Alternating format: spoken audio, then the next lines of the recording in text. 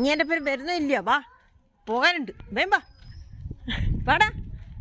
പോണ്ടേ, ഇരുട്ടേക്ക് ചെയ്യണ്ടേ, കുന്നാ ചെയ്യണ്ടേ. വാ കുന്ന. ആ ഒറ്റക്ക് വിടുകയില്ല. വാ വേമ്പാ.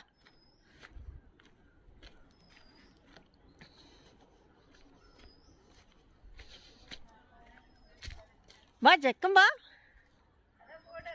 വാ വാ വാ വാ.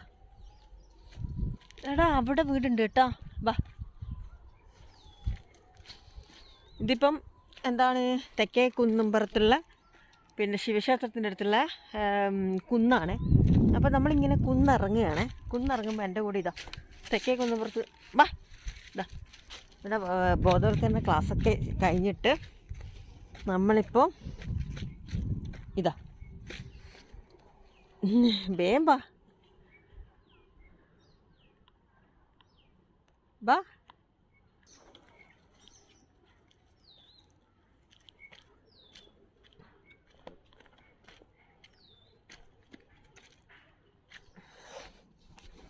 മനോഹരമായ സ്ഥലമാണ് കേട്ടോ കുന്ന്.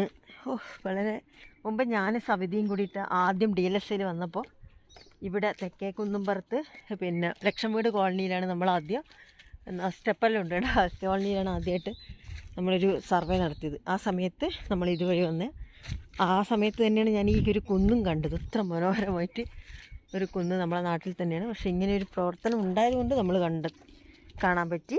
ഇപ്പോൾ എൻ്റെ കൂടെ ലിയോ ഉണ്ട്. അന്ന് സവിതയാണെങ്കിൽ ഇന്ന് ലിയോ ആണ്. ലിയോ ഇപ്പോൾ നല്ല മനോഹരമായിട്ട് കുന്നെല്ലാം ഇറങ്ങുന്നുണ്ട്.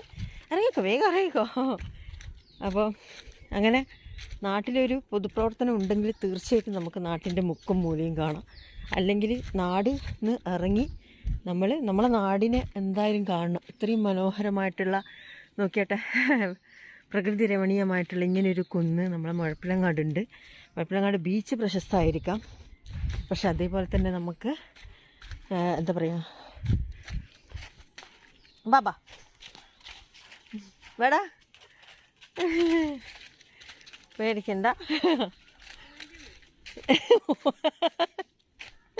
അല്ല, ചിലരല്ലേ ഓട്ടവും ചാട്ടവും വീഴ്ച എല്ലായിരിക്കും.